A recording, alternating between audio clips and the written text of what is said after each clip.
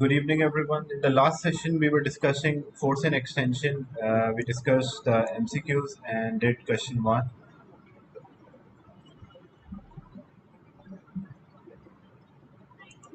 Today, we'll solve question two onward.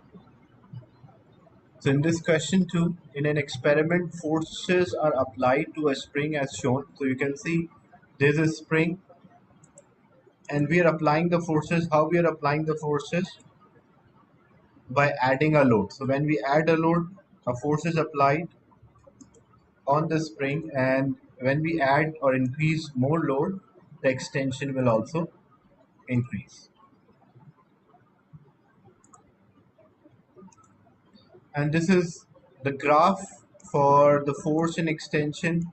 We are increasing the force, extension is increasing throughout this graph, but from starting point till Q it is directly proportional. From Q to R, when we are increasing the force, extension is also increasing, but because it is a curve, so it shows that it does not follows or obeys a Hooke's law. So when it is a straight line, it means it obeys the Hooke's law. When it is a curve, it does not obey the Hooke's law. So in the first part, what is the name given to a point?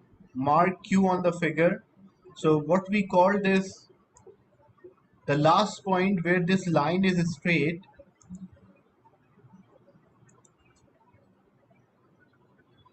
So the last point where this line is straight and a spring is obeying the Hooke's law, we call that as limit of proportionality or proportionality limit.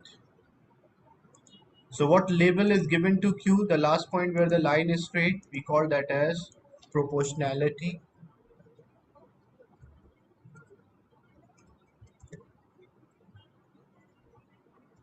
limit, or you can also write limit of proportionality. The second part, for the part OP of a graph, the spring obeys the Hooke's law. What this means? Basically, they're asking what is the definition of a Hooke's law, or what is the statement of a Hooke's law. So Hooke's law states that force is directly proportional to extension. So for part B, the answer will be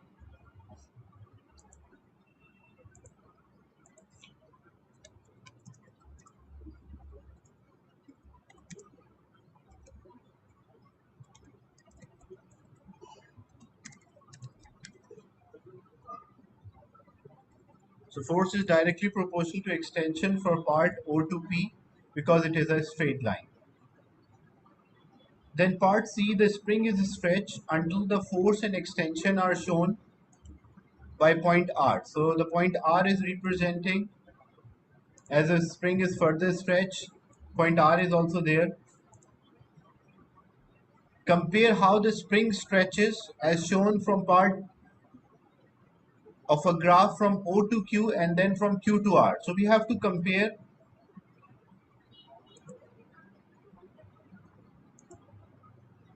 the graph from O to Q and then from Q to R. So what we can say from O to Q, because it is a straight line, so we can say that the force and extension are directly proportional. Because whenever there is a straight line, it means two quantities are directly proportional. If you are increasing the one quantity, the other is also increasing with the same rate. But from Q to R, what happened? Force and extension are not directly proportional. And why they are not directly proportional? Because it is not a straight line, it is a curve. Is it clear? The part C.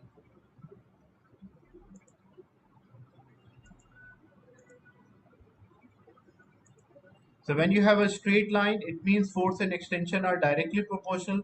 If it is a curve, it means force and extension are not directly proportional. You are increasing the force, extension is also increasing, but not with the same value.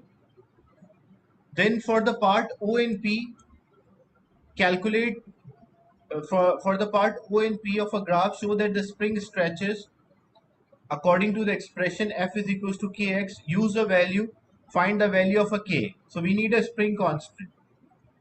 So if we need a spring constant, we can take the value of the force.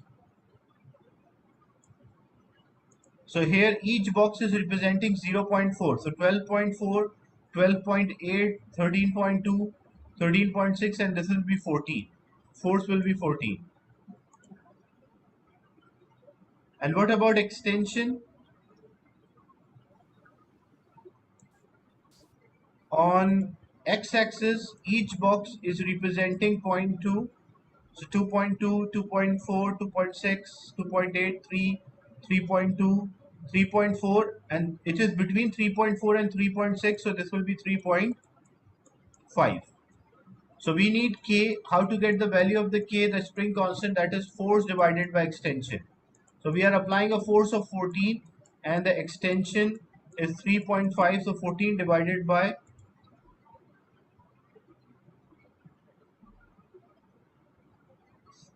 3.5, we will get the value for K. So it will come out as 4. The unit of force is Newton and unit of extension according to axis is given in millimeter. So it will be Newton per millimeter. Is it clear how we work out the value of the K, the spring constant?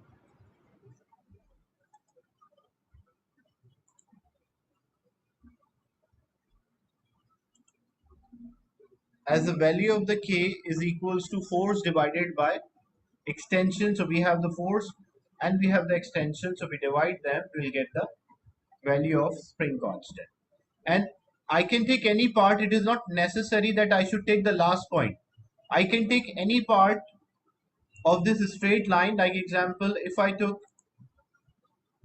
this point P. So when I took this point P, the force is 8. And when I find the extension, that is 2. So force divided by extension will get the value of K. So 8 divided by 2, I'll get 4 Newton per millimeter. So you can clearly see that I can take any point on this straight line to work out the value of the K or the spring constant.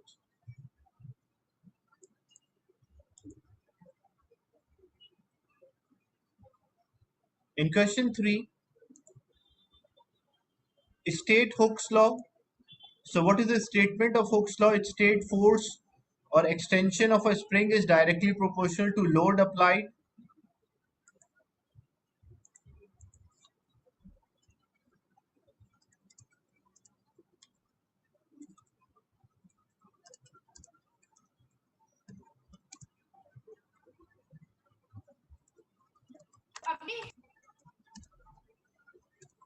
So what load we will apply?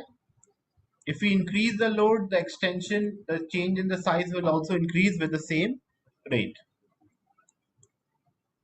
In part B, figure 1.1 shows a graph for stretching force acting on a spring against the extension. The force is on y-axis and extension on x-axis. Extension here they represent by x.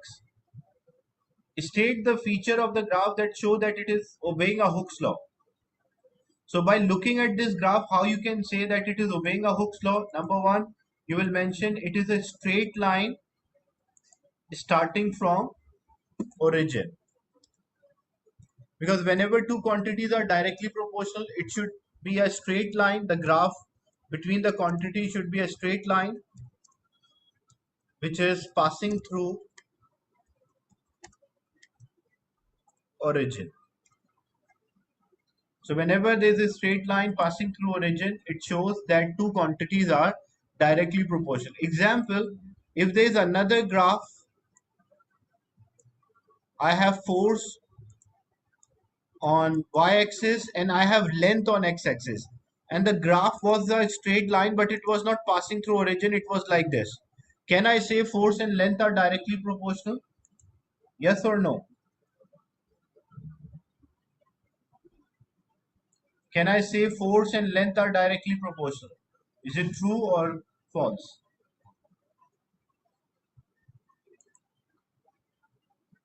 So we cannot say force and length are directly proportional, because the reason is that my question is, can I say that force and length are directly proportional from this graph? We have force on y-axis and length on x-axis, and this was a graph. So we cannot say force and length are directly proportional. That's wrong. Why? Because it is a straight line, but it is not starting from origin. So whenever two quantities are directly proportional, there should be a straight line which is starting from origin. So in this question, in this part, they ask, state the feature of the graph that the spring that shows that the spring obeys a Hooke's law. What is a Hooke's law? Hooke's law states force and extension are directly proportional. So whenever two quantities are directly proportional, the graph between the two quantities will be a straight line, and it will always start from origin. Is it clear?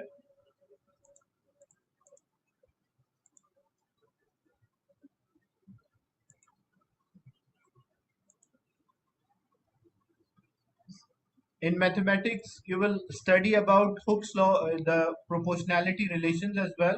So whenever the quantities are directly proportional, there should be a straight line which is passing through origin.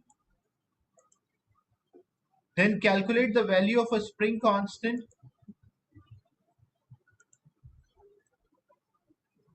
Look, Abdullah, in the question they ask, figure 1.1 shows the stretching force acting against on the spring against extension. So there is a graph between force and extension. In the question, they are saying state the feature of the graph that shows that spring is obeying a Hooke's law.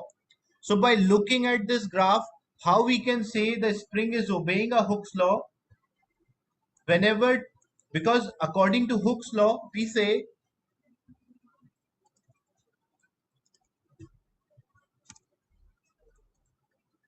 according to Hooke's law, we say force is directly proportional to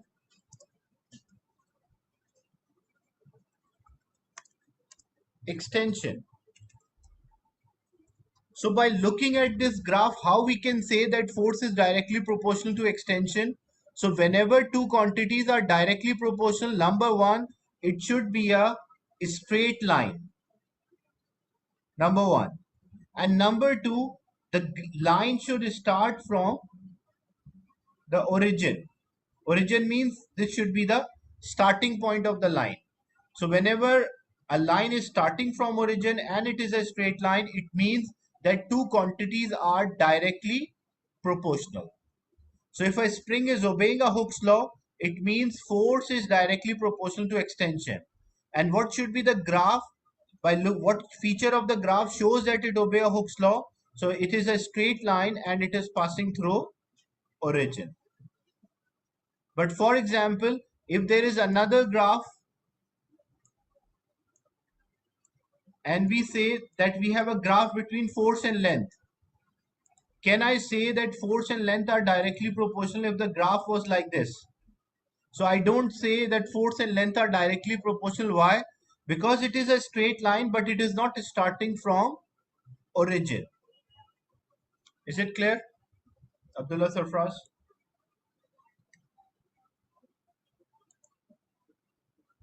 So what feature of the graph shows it is obeying a Hooke's law? It is a straight line passing through origin.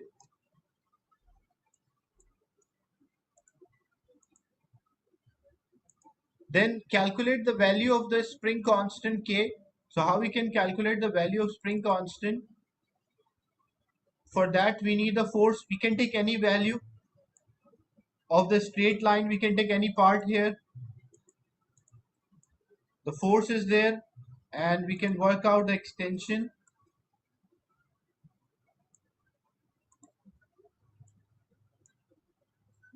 The value of the K is equals to force divided by extension. Extension can be denoted by E or X, that does not make difference. So force is 100 and extension is 40. 100 divided by 40 is 2.5 Newton per millimeter. So extend the value of the K or the spring constant in this example is 2.5 Newton per millimeter.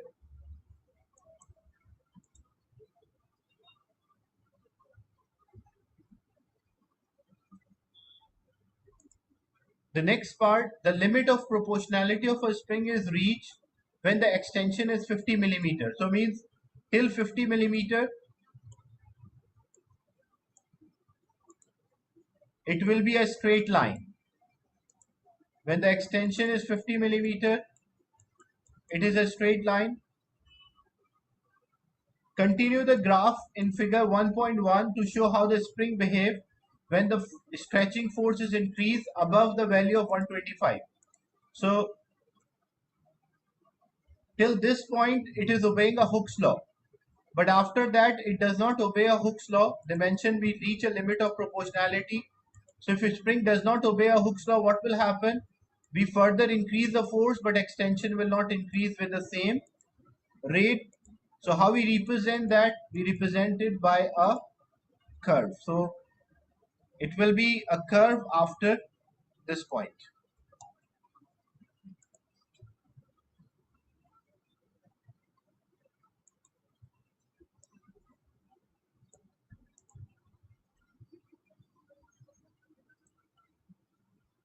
Another spring having a smaller value of a K, and this spring obeys a Hooke's law up to 80 millimeter. On the grid, draw possible line. So this is a graph. This is one of the graph already given to us, and we completed after this 50 millimeter. It does not obey the Hooke's law. So as it does not obey the Hooke's law, it will be a curve. Now they are saying, and the value of the K for this spring, which we worked out, that was 2.5 Newton per millimeter. Now they are saying we have to sketch another graph for a spring which is having a smaller value of a K, and it obey the Hooke's law up to 80 millimeter. So it will be a straight line till 80 millimeter, but it is a smaller value of a K. So which one I should draw? It should be above the first one or below the first one. Which one is the right? You can use the chat or screen annotation to state which one is the right correct line for a smaller value of a K. The spring with a smaller value of a K, A or B.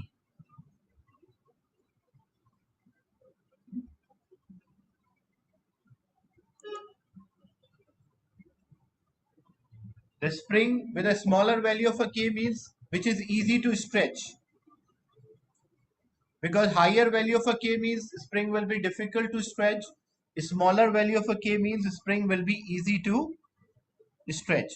So when you check the graph, you can clearly identify that if for B, very small force can produce a greater extension. So the correct line is actually the second one, or B. Is it clear, this part? We have to draw a line for a spring which is having a smaller value of a K, or which is easy to stretch, and it obey the Hooke's law till 80 millimeter. That is why we are drawing a straight line, as they mention in the question, that this spring obeys the Hooke's law. Another spring which is having a smaller value of a K, and it obey the Hooke's law till 80 millimeter. So it should be a straight line till 80 millimeter.